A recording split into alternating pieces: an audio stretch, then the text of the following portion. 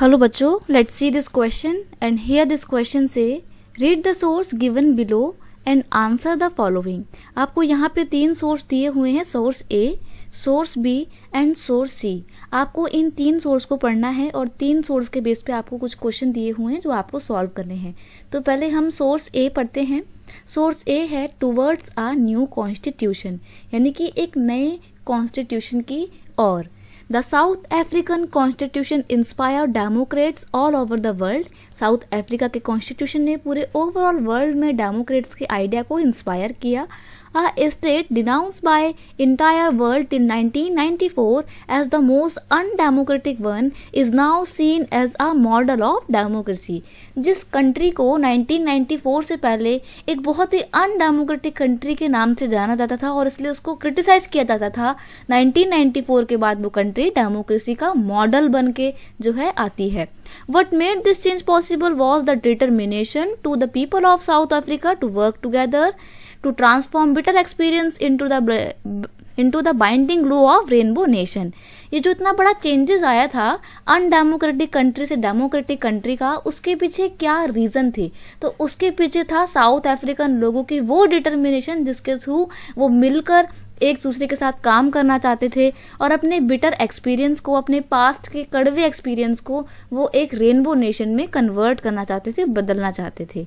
तो यहाँ पे आपको क्वेश्चन दिया हुआ है, on what basis south Africa wanted to build a new nation।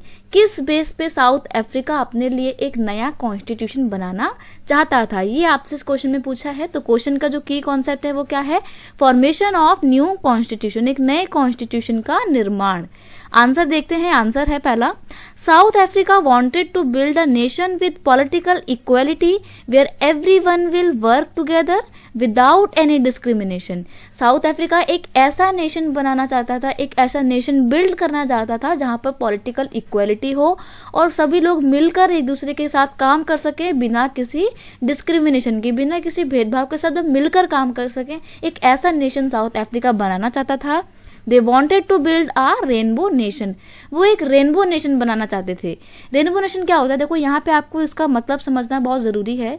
देखिए, बारिश के बाद जो रेनबो निकलता है जिसमें 7 कलर होते हैं और 7 कलर एक साथ मिलकर कितने प्यारे लगते हैं, वैसे ही साउथ अफ्रीका का मानना था कि हम अपनी कंट्री में जो अलग अलग कॉम्प्लेक्शन के लोग रहते हैं, कुछ वाइट लोग रहते हैं, कुछ ब्लैक पीपल्स रहते हैं, कुछ ब्राउन लोग रहते हैं, यानी कि जो मिक्सअप होते हैं ब्लैक और वाइट्स का, तो वो चाहते थे कि हम भी अलग अलग कलर कॉम्प्लेक्शन वाले लोग मिलकर एक ऐसा कंट्री बनाएं, एक ऐसा नेशन बनाएं जहाँ पे सभी लोग मिलकर एक दूसरे के साथ काम करें और हारमोनी के साथ रहें। जैसे इंद्रधनुष के रेनबो के 7 रंग एक साथ मिलकर कितने प्यारे लगते हैं, वैसे साउथ अफ्रीका चाहता था कि हम सब लोग अगर मिलकर काम करेंगे तो हम एक अच्छी कंट्री बना पाएंगे। इसलिए उन्होंने कहा है कि हम एक रेनबो नेशन बनाना चाहते हैं। ठीक है, अब हम बढ़ते हैं नेक्स्ट सोर्स की ओर।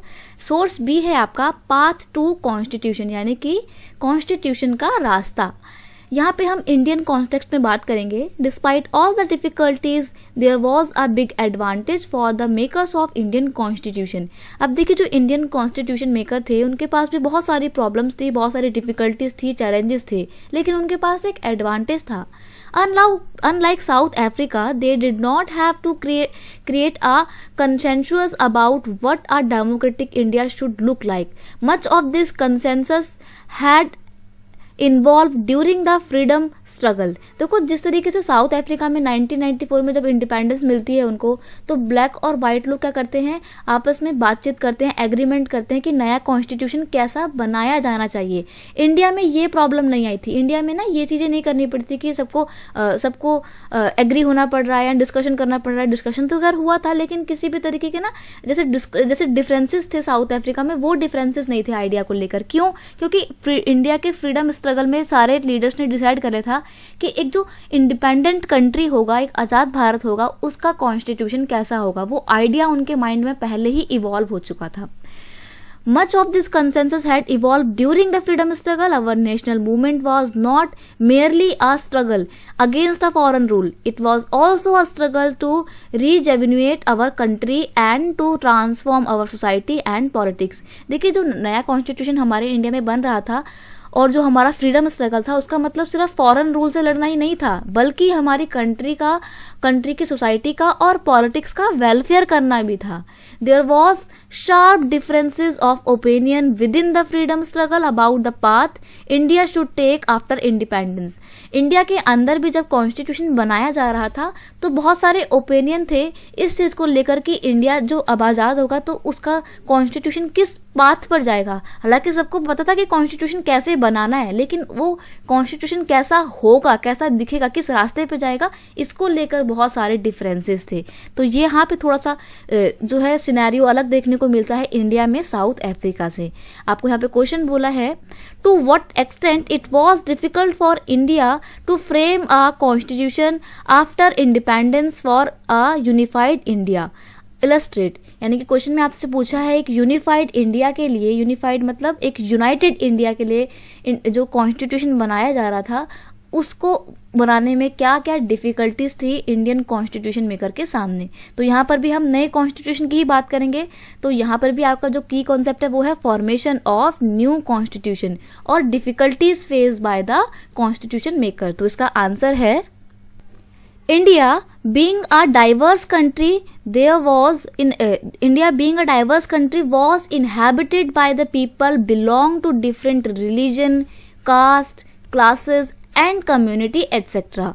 Thus, it was difficult for constitution makers to frame a constitution for this diversifying India after independence that can satisfy the need of various group. यानी कि यहाँ पे बोल रहा है कि जो सबसे बड़ी डिफिकल्टी थी कॉन्स्टिट्यूशन मेकर के आगे वो ये थी कि इंडिया में ना, इंडिया जो है एक बहुत ही डाइवर्सिफाइंग कंट्री है जहाँ पे अलग अलग कम्युनिटी के, रिलीजन के, कास्ट के, क्लासेस के लोग रहते हैं जिनका बैकग्राउंड बहुत अलग है. तो ऐसी डिफिकल्टी, ऐसे डिफरेंशिएशन भरे, ऐसे डाइवर्स कंट्री के लिए कॉन्स्टिट्यूशन बनाना बहुत मुश्किल था जो सभी लोगों की नीड्स को सेटिस्फाई कर सके और वेरियस ग्रुप को जो है एक रिप्रेजेंटेशन प्रोवाइड कर सके. तो ये एक बहुत बड़ा चैलेंज था इंडियन कॉन्स्टिट्यूशन के सामने. Right, now let's move to the source C. Source C कहता है इलस्ट्रेट द डिजाइन. डिजाइन का इलस्ट्रेशन, डिजाइन कैसा होगा कॉन्स्टिट्यूशन का, देखते हैं. Those who created the Indian Constitution felt that it has to be according with people's aspiration and changes in the society. जो constitution maker थे उनका ऐसा मानना था कि कॉन्स्टिट्यूशन ऐसा बनाया जाए लोगों की एस्पिरेशन के अकॉर्डिंग हो, लोगों की इच्छाओं के अकॉर्डिंग हो और सोसाइटी में चेंजेस को अडॉप्ट करता हो.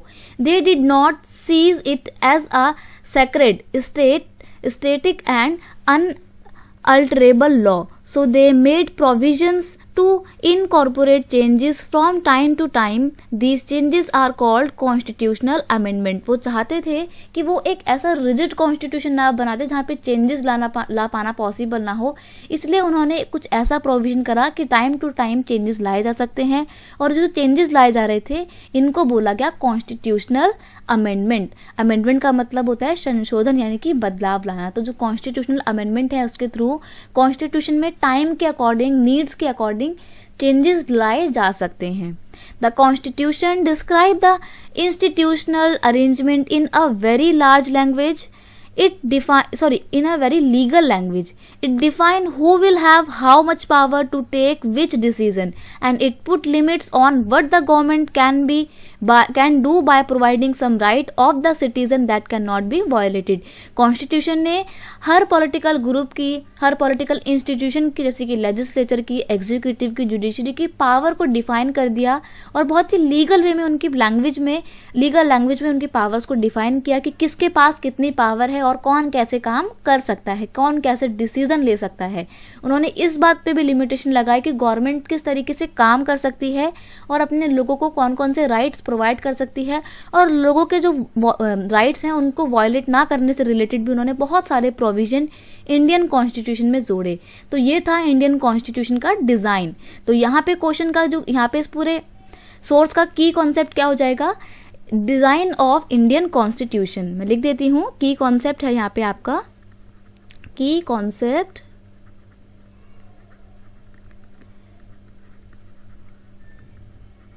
Design of Indian constitution. पढ़ते हैं अब हम हमारा क्वेश्चन है हमारा, Why do you think constitution framers make provision for amendment in the Indian constitution illustrate two reason. Question में आपसे पूछा है कि वो 2 रीजन बताइए जिसकी वजह से कॉन्स्टिट्यूशन मेकर ने इंडियन कॉन्स्टिट्यूशन में अमेंडमेंट का प्रोविजन जो है वो ऐड किया था, यानी कि संशोधन का जो एक प्रोविजन है, पूरा बदलाव लाने का पूरा जो प्रोविजन है वो क्यों कॉन्स्टिट्यूशन मेकर ने ऐड किया। आपको 2 पॉइंट में इसका आंसर देना है। तो इसका आंसर है Constitution framers make provision for amendment in Indian Constitution so that these amendment keep the Constitution updated। Constitution को अपडेट करने के लिए टाइम के साथ साथ देखो बदलाव तो लाना होता है, क्योंकि सोसाइटी में भी चेंजेस आते हैं।